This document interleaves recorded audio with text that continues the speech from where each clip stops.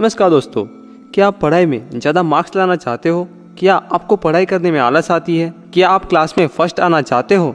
क्या आप पढ़ाई के सब्जेक्ट को आसानी से याद रखना चाहते हो? क्या आप एग्जाम के टाइम में टेंशन या डिप्रेशन से बचना चाहते हो? ये सब क्वेश्चंस का अगर आपका आंसर हाँ है तो ये वीडियो आपके लिए ही है। जी हाँ दोस्तों, आज के इस वीडियो में हम 14 ऐसे साइंटिफिकली प्रमाणित तरीके को सीखेंगे जिसके यूज से आप कम समय में ज्यादा याद रख पाओगे और आपकी मेमोरी स्किल इससे इंक्रीज होगी, जिससे आप आसानी से एग्जाम में ज्यादा मार्क्स ला सकोगे। तो चलिए आपका ज्यादा समय ना लेते हुए शुरू करते हैं। First, study multiple subject each day.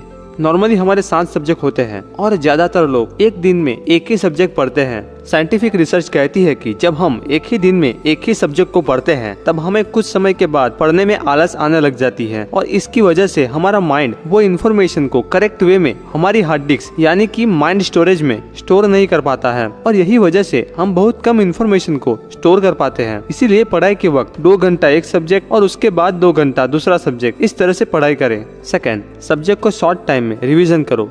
रट्टा मार के पढ़ने की जगह थोड़ा पढ़े पर उसको बार बार रिवीजन करें। रिवीजन करने से आपके माइंड में वो इन्फॉर्मेशन अच्छी तरह से स्टोर हो जाती है और इससे जब भी आपको कुछ याद करना हो तब आप वही इन्फॉर्मेशन को करेक्टली लिख सकोगे। नंबर 3, एक ही सब्जेक्ट को विभिन्न तरीके से पढ़ें। साइंटिफिक रिसर्च कहती है कि जब हम एक ही इन्फॉर्मेशन को डिफरेंट वे से हमारे माइंड को बताया जाए तब वो इन्फॉर्मेशन को विजुअली हमारा माइंड ज्यादा समय तक याद रख सकता है। इसीलिए डिफरेंट वे से याद रखने की कोशिश करें, जैसे कि टेक्स्ट बुक को रीड करें, ट्यूशन की बुक को रीड करें। जो आपको आता है वो नॉलेज को दूसरों को भी सिखाए, क्योंकि कहा जाता है कि दूसरों को सिखाने से या नॉलेज को शेयर करने से आपका ज्ञान बढ़ता है ना कि घटता है। तो शेयर करें। वो सब्जेक्ट की ऑनलाइन वीडियो देखें। दोस्तों, इस तरह से विभिन्न तरीके से अभ्यास करें। नंबर 4, मल्टीटास्क वर्क कभी भी ना करें। साइंटिफिक रिसर्च कहती है कि जब भी आप एक ही टाइम में डिफरेंट टास्क एक साथ करते हो तो उससे आपका डिस्ट्रैक्शन बढ़ जाता है और आपकी प्रोडक्टिविटी घट जाती है। और रिसर्च कहती है कि जो मल्टीटास्क करते हैं वो लोग एवरेज पर्सन बनकर ही रह जाते हैं। इसीलिए मल्टीटास्क ना करें। जो स्कॉलर स्टूडेंट होते हैं वो एक ही टाइम पे एक ही चीज पर फोकस करते हैं। इसीलिए पढ़ाई करते समय मोबाइल में मैसेज देखना या मैसेज का रिप्लाई देना या टीवी देखते पढ़ाई करना, ऐसा कभी भी ना करें। फोकस बढ़ाने के लिए कुछ सजेशंस आपको देता हूँ जिससे आप पढ़ाई में अच्छी तरह से फोकस रख पाएंगे।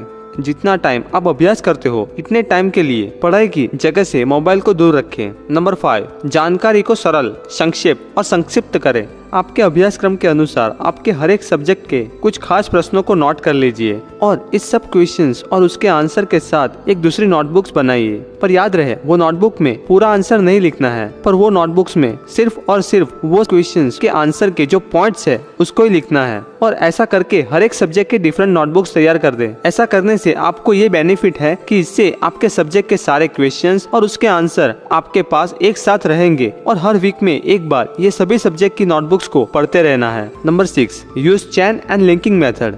आपने जो भी क्वेश्चंस के आंसर की शॉर्ट नोट्स या पॉइंट्स लिखे हैं वो सब पॉइंट्स को एक के बाद एक हर पॉइंट की स्टोरी बनाकर एक साथ जोड़ दें और वो स्टोरी को मेमोराइज कर ले। और अब आपको जो भी क्वेश्चंस को याद करना होगा तब आपको वो क्वेश्चंस की सिर्फ ये स्टोरी के स्टार्टिंग को याद रखना होगा। और जैसे ही हम एग्जाम में ये स्टार्टिंग स्टोरी के पॉइंट को याद करेंगे तब हमें वो पूरी स्टोरी भी याद आ जाएगी, जिससे हमें वो क्वेश्चंस के सारे पॉइंट्स भी तुरंत स्टोरी के माध्यम से पता चल जाएगा और हम आसानी से हमारे आंसर एग्जाम में लिख पाएंगे। सो ये पावरफुल मेथड का यूज करें। ये मेथड के बारे में how to memorize anything very fast video में मैंने डिटेल में एक्सप्लेन किया है। ये वीडियो को आप एक बार अवश्य देखें और ये चेन एंड लिंकिंग मेथड को सीख लीजिए। इससे आपकी मेमोरी स्किल और भी पावरफुल हो जाएगी। नंबर 7, एग्जाम के लिए आपको जो भी डर और चिंताएं हैं उसे लिखें। दोस्तों, क्या आप एग्जाम को लेकर चिंतित है? अगर हाँ तो आपको एग्जाम के बारे में जो भी डर है उसको एक कागज पे लिख दीजिए, क्योंकि कई बार ये डर की वजह से ही हमें सब कुछ आता है फिर भी हम एंड टाइम पे पढ़ा हुआ सब कुछ भूल जाते हैं। इसीलिए अगर आप पहले से ही अपने डर के बारे में लिख दोगे तो आपका फोकस यहाँ से हट जाएगा और आप पढ़ाई में मन लगाकर पढ़ सकोगे। नंबर 8, क्लास में आगे की बेंच पे बैठो।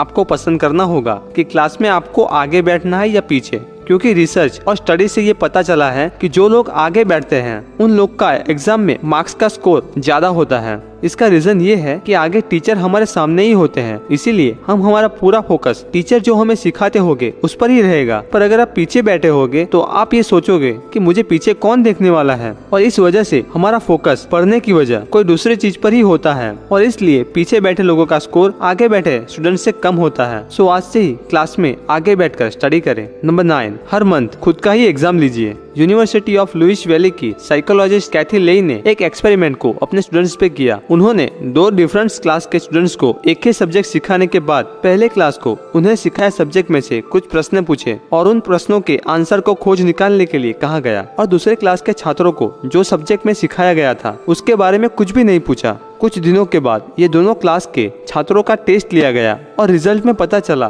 कि जिन क्लास में प्रश्नों के आंसर को खोज निकालने के लिए कहा गया था उनका परफॉर्मेंस टेस्ट में अच्छा आया, और जिनको प्रश्नों के आंसर खोज निकालने के लिए नहीं कहा गया था उनका परफॉर्मेंस एवरेज ही रहा था। सो ये रिसर्च से ये पता चला कि हमारे माइंड का टेस्ट लेते रहना चाहिए। सो याद रखें कि सिर्फ पढ़ते ही रहने से अच्छे मार्क्स नहीं आएंगे, पर आपको स्मार्ट वर्क करना पड़ेगा। जैसे कि खुद को ही हर मंथ खत्म होते ही लास्ट के 2-3 दिन में जो भी पूरे मंथ में आपने पढ़ा होगा उसके इम्पोर्टेंट क्वेश्चंस निकाल के खुद को ही प्रश्न पूछने हैं और वो आंसर को याद करके उसको लिखने की कोशिश करनी है। नंबर 10, थोड़े समय के बाद ब्रेक ले। साइंटिफिक रिसर्च कहती है कि लगातार 4 से 5 घंटे पढ़ने की वजह जब आप कुछ मिनटों का ब्रेक लेके अभ्यास करते हैं तो आप ज्यादा इन्फॉर्मेशन को मेमोराइज कर सकते हैं। इसका रीजन ये है कि जब आप कुछ मिनटों का ब्रेक लेते हैं तब हमारा माइंड और बॉडी पूरी तरह से रिलैक्स हो जाते हैं और वापस फ्रेशनेस के साथ आप बहुत अच्छी तरह से पढ़ाई कर पाएंगे। मैं रेकमेंडेड करता हूँ कि 50 मिनट्स का टाइमर सेट कीजिए और 10 मिनट्स का ब्रेक लीजिए। ब्रेक के बाद वापस पढ़ाई करने लग जाए। इस तरह से ही पढ़ाई करें। दोस्तों, यही सही मेथड पढ़ाई करने की है जिससे आपको बहुत अच्छे रिजल्ट मिल सकते हैं।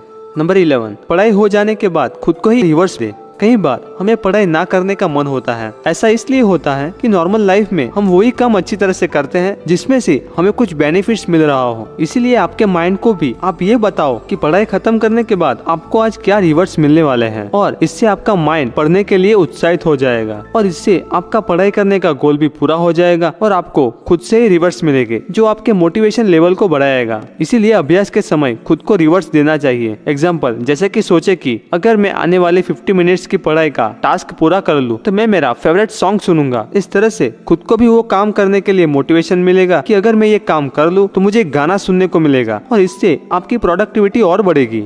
नंबर 12, पूरे दिन में 7 से 8 कप पानी पीजिए। आप सोच रहे होंगे कि पढ़ाई का कनेक्शन पानी पीने के साथ किस तरह से होगा। दोस्तों, साइंटिफिक स्टडी बताती है कि 80% स्टूडेंट्स को कम पानी पीने की वजह से डिहाइड्रेशन होता है और इससे छात्रों की प्रोडक्टिविटी कम होती है। आप सोच रहे होंगे कि तो उसका सॉल्यूशन क्या है। तो दोस्तों, इसका सिंपल सॉल्यूशन ये है कि पूरे दिन में एटलीस्ट 7 से 8 कप पानी पीजिए, जिससे आपकी बॉडी में पानी का लेवल भी नियंत्रित रहेगा और आप हेल्दी रहोगे। नंबर 13, डेली 5 से 10 मिनट मॉर्निंग में एक्सरसाइज करें। यह मॉर्निंग एक्सरसाइज के बेनिफिट्स के बारे में मैंने 6 मिरेकल मॉर्निंग बुक की समरी में भी शेयर किया था। ज्यादा जानकारी के लिए आप ये वीडियो देख सकते हैं। पर शॉर्टली कहूँ तो मॉर्निंग एक्सरसाइज से आपके पूरी बॉडी में सुबह से ही एनर्जी बढ़ जाती है जो आपके पूरे दिन को तरोताजा और खुशनुमा बनाए रखती है, जिससे आपके काम की प्रोडक्टिविटी भी बढ़ती है। नंबर 14, 7 से 8 घंटे की नींद ले। रात को कम से कम 7 से 8 घंटे सो जाओ। साइंटिफिक स्टडी और रिसर्च ये कहती है कि पर्याप्त नींद लेने से आपका अभ्यास में फोकस बढ़ता है और इससे आपकी मेमोरी भी इम्प्रूव होगी और आप ज्यादा फास्टेस्ट वे से आपके पढ़ाई के सब्जेक्ट को याद रख सकोगे। दोस्तों, मैं मानता हूँ कि ये बताए गए 14 साइंटिफिक तरीके से पढ़ाई करोगे और ये बात को याद रखोगे तो आप भी एग्जाम में अच्छे मार्क्स प्राप्त कर लोगे। सो आज से ही ये साइंटिफिक तरीके से पढ़ाई करना स्टार्ट कर दें। दोस्तों, ये वीडियो पसंद आई हो तो लाइक अवश्य कीजिए। जितनी लाइक होगी मैं मानूंगा कि इतने लोगों को मेरी ये वीडियो में से कुछ न कुछ सीखने को मिला है। और दोस्तों, आपकी लाइक मुझे हर बार नई वीडियो बनाने के लिए मोटिवेट करती है, इसीलिए लाइक करना मत भूले। आशा करता हूँ कि आप दिल खोल के लाइक करोगे। सो अभी ही लाइक कर दीजिए। अपने फ्रेंड्स और परिवार के साथ भी ये वीडियो को जरूर शेयर करें। आपके मन में कोई भी क्वेश्चंस हो तो आप मुझे कमेंट बॉक्स में पूछ सकते हो। दोस्तों, मैं आपके साथ और भी इस तरह की वीडियो लाता रहूंगा। अगर आप मेरी वीडियो को मिस करना नहीं चाहते हो तो मेरी चैनल डिजायर हिंदी को भी सब्सक्राइब कर दीजिए। Thank you for watching. I will see you next week.